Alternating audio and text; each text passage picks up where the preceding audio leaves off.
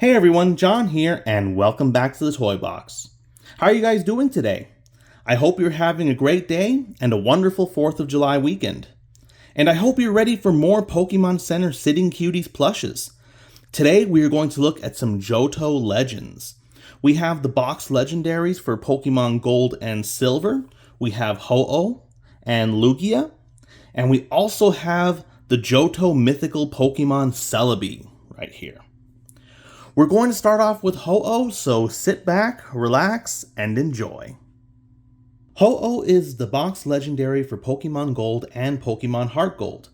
This was the legendary Pokémon that I got to play with when I started Gen 2, and it was one of my favorites. Now, while I may be totally wrong, it seems very obvious to me that Ho-oh is based on the Phoenix. Reading about it, the Phoenix, and therefore Ho-oh, seem to be the same bird flying all over the world. Different cultures have different descriptions of it, and you can see all these contribute to Ho-oh's overall design and history. Most describe the Phoenix as a bird associated with the sun that represents regeneration. It rises from the ashes of its predecessor. For Ho-oh, this would explain its fire typing and recover in its moveset. It also explains its sacred ash item that revives the whole team. It also explains the part of Ho-oh's history where the burn tower, which used to be the brass tower in Ecruteak City, burned down, and Ho-oh revived 3 Pokemon, which later became Raikou, Entei, and Suicune. So Ho-oh also has a very similar physical description and coloring to the Chinese Feng Huang, and it's also said to have originated in the sun. The hummingbird that appears in tales across the Middle East and India flies non-stop. Ho-oh is also said to have flown non-stop, only to roost at the Tin Tower, later the Bell Tower in Heart Gold and Soul Silver in Ecruteak City. All of these details of the myths put together just seem to give us Ho-oh. Let's take a look at the plush. So first, Ho-oh passes the standing test. It does not need any help from the wall or any other objects to stand on its own. It is very bottom heavy, so this is pretty easy. Overall, the colors and the sizing are done very well. The wings here are a little smaller compared to what they should be in relation to a body of this size, but this is supposed to be a smaller plush, so I'll let that slide. So let's take a look at all the details. So first we can look at the head. We have this crest, this golden crest up here, which has the lines sewn in. They're embroidered in here. Here's the other side. And we have Ho-oh's eyes. You have nostril. These are also embroidered. Now, one major issue that I have with this particular plush is it looks to me like the beak is actually upside down. I think it should be bent down this way. At least that's how it shows in pictures of Ho-oh as well as the games. I think in this plush it's actually upside down. Let's take a look at the neck. So in the neck we have this green stripe that has an embroidered border. Now let's take a look at the wings. Now the wings don't have any kind of stuffing in them, so they're pretty flexible. And they kind of stand on their own too. You can actually have Ho-oh do its iconic pose pretty easily. We have red with some sewn in details right here for the edging. We have white for the feathers that would be coming out, and then green at the end. So this is very accurate as far as the coloring of Ho-oh goes. Here's the other wing. Now, Ho-oh's body is very thick, so it's about a medium firmness, which is the standard for the Sitting Cuties plushes. All of the pellets are down here near the legs, so that's why it's able to balance pretty easily and pass the standing test. If we look here down at the legs have a lot of details.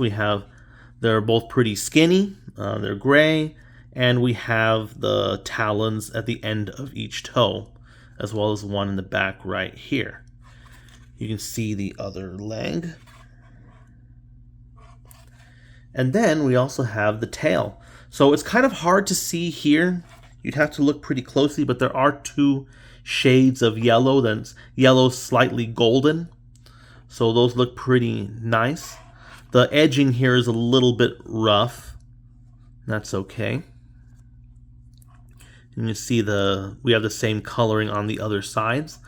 Now, Ho-Oh in its iconic pose would have all these feathers spread out like this. So something similar to this, but the plush kind of keeps them like that. So that's how they'll be. And lastly, we'll take a look at the tags. So here's the tag for Ho-Oh, and here is the tail tag. Now, Ho-Oh took me a while to get, so that's why I have the newer tag on it. So if you see it, if you want one, you see them out of stock, just keep checking back, and you'll probably be able to find one at some point. So anyways, that is Ho-Oh. So now that we've looked at Ho-Oh, let's go ahead and change gears and take a look at its counterpart, Lugia. Lugia is the box legendary for Pokemon Silver and Pokemon Soul Silver. This was my brother's Pokemon because he was the one who had Silver while I had Gold. As far as the origin goes, I believe there are two parts to this. At the surface, Lugia is known as the Guardian of the Seas. It is shaped like a prehistoric marine reptile, specifically a plesiosaur. It also looks strangely human-like to me, which I couldn't really explain. It can manipulate the weather, and according to the Pokédex, a flap of its wings causes 40-day storms. Classic sea monster stuff. Now, let's go a little deeper, because next there is its history, which tells a different story. In Pokemon lore, it is a counterpart to Ho-Oh and used to sit atop the Brass Tower, while Ho-Oh would sit atop the Tin Tower in Ecruteak City. That is until a fire burned the Brass Tower down. Then Lugia moved to the Whirl Islands, where you, the player, eventually meets it. Now, this is what never really made sense to me as a kid. If Lugia is a sea monster, then why is it sitting on top of anything on land in the first place, much less one of the tallest towers in the Johto region? It is here where its origin story kind of falls apart, so we have to look at it in a different way. So we can look at it by looking how Lugia is paired with Ho-Oh. So Lugia is paired with Ho-Oh in many different ways. Ho-Oh represents gold, Lugia represents silver. Ho-Oh is offensive, Lugia is defensive. Ho-Oh commands the legendary beasts, Lugia commands the legendary birds.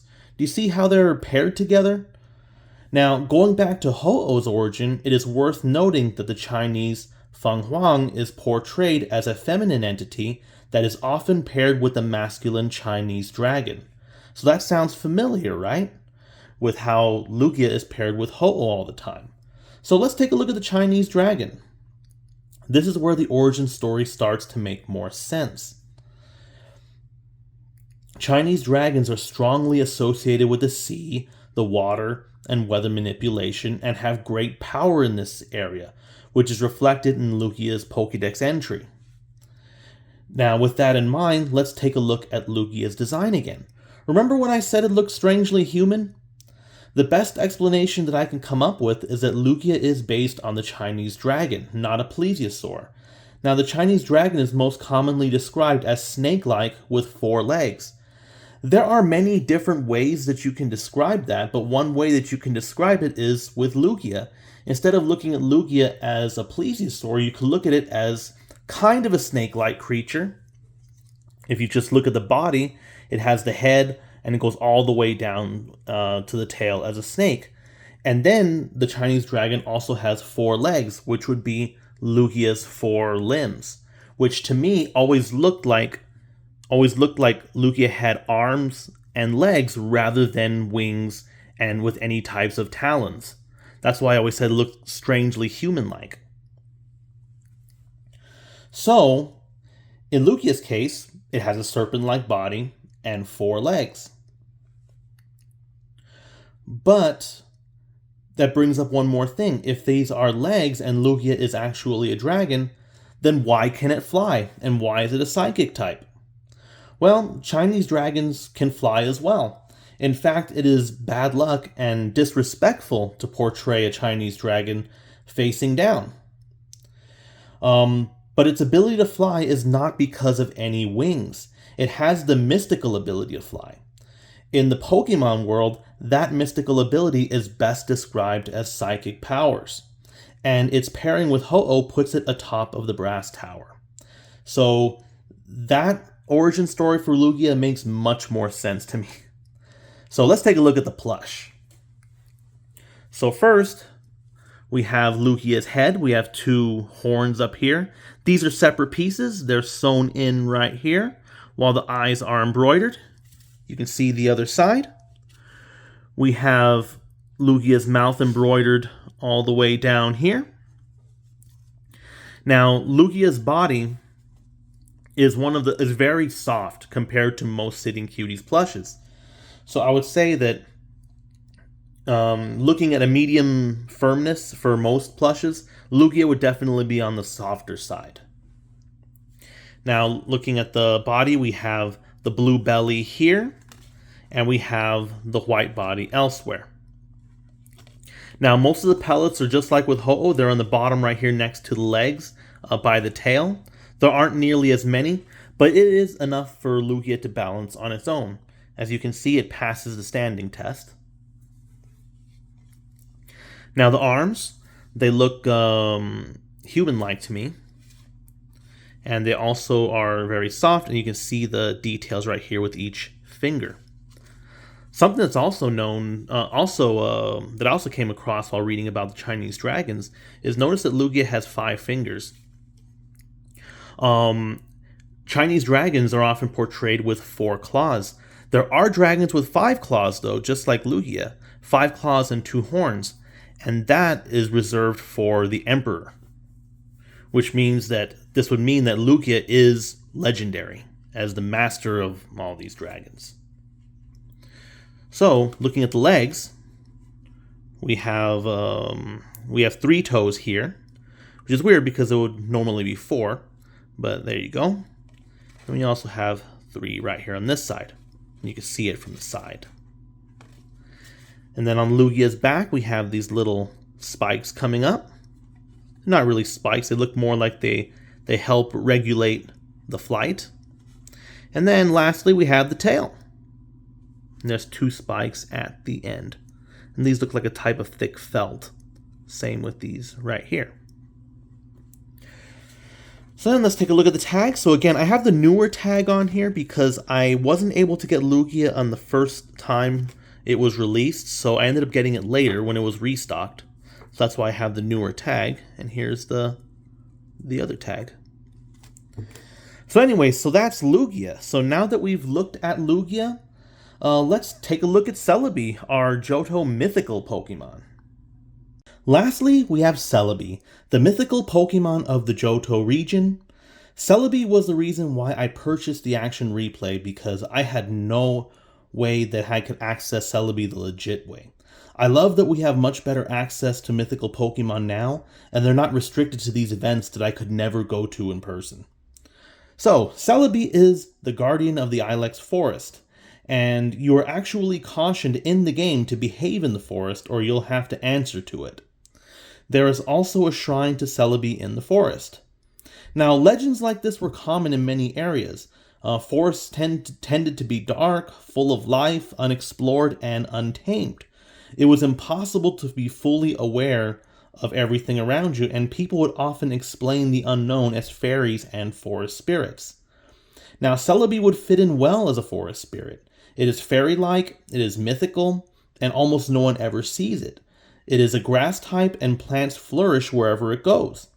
But people also said that these spirits were also characterized as temperamental, which does not seem like Celebi to me. I mean, Celebi looks happy all the time. So, what sticks out about Celebi that could make people afraid of it? One thing that jumps out about Celebi specifically is that Celebi can travel through time. In the movies, Celebi can take people with it. Now, how can this power be mimicked in real life, and why would you be afraid of it? Now, imagine if you're lost in the perpetually dark forest. No way to tell time. For days, weeks, months. and outside no one can find you. I imagine that you would lose track of time. You can't tell when it's day or night, so you're not going to know when you are. And outside nobody can find you, so to them you've just completely disappeared. And eventually you come out. So eventually you come out and you say, wow, that was a really rough week. And everyone in the village would say, well, you've been gone for a year. And then you'd say, well, it must have been a Celebi dragging me through time. And people might agree. And then they'll look at you and they'll comment on how much older you look. Now, you must have been dragged through time. That's why you look so much older. And then you feel a little insulted and say, hey, I don't look that bad. Well, anyways, let's take a look at the plush. So first of all, Celebi passes the standing test, but it has to be with an asterisk. Because this was very hard to achieve. I had to position Celebi in a way that it was sitting with the legs out this way and the arms out this way, kind of like a dog. If not, Celebi would not be able to stand up. And the reason is because Celebi is very top heavy, and its head being most of the plush. So having it stand up is pretty difficult. Now, overall, I love the plush. The colors for Celebi seem very nice, and the sizing was very good as well. Now let's take a look at the details. So looking at Celebi's head, we have these big eyes that are embroidered. Here's this side. We have a smile that's embroidered as well. Now Celebi's antennae have the blue at the end and the green. And then at the end you see the bulb right here, which is very pointy up here. Now one thing I'll point out at this point is that Celebi is a very firm plush. So most of the plushes are medium, like a medium firmness. Celebi would definitely be on the harder end. I would probably say one of the hardest sitting cuties that I have. So that's something to keep in mind. Now, the body, this is where all the pellets are kept. In fact, most of the body, we have the light green and the dark green right here. Everything that's dark green, you can feel it. This is where the pellets are. So most of its body are pellets, which is another reason why it's so firm. We have its arms. So you can see the arms right here. There's 3 fingers. Just like that. And then we have in the back, we have wings. Now the wings are kind of shimmery, and they're a different material, so they're pretty nice. And it looks like 2 layers right here, on one layer and then in the front and another layer in the back. Here's the other wing so you guys can see. And then we have the legs. Now the legs are the softest part of the plush. The feet are very soft. They're stuffed right there. And you can see here from the side. Looks like Celebi's running. Anyway, here is the tag. And Celebi was another one that I couldn't get on time, so I had to wait until it was available again. So I have the newer tag with it. And here are the tags. Well, anyways, let's go ahead and sit Celebi back down very carefully. So you have to kind of do it like this. There you go. Celebi sitting. Anyways, that is Celebi. So now that we've seen all 3 legendary Pokemon, let's bring them back together. Well, these were the Pokémon Center Ho-oh, Lugia, and Celebi Sitting Cuties Plushes. So what did you guys think of these plushes? And which one is your favorite? Let me know in the comments below. If you are interested in getting these Pokemon, I'll put links to Pokémon Center in the description. At the time of filming, they're going for $10.99 each. Well, that's all I have for you guys this week. I really hope you enjoyed today's video. Thank you so much for watching, and as always, rate, subscribe, and don't stop playing.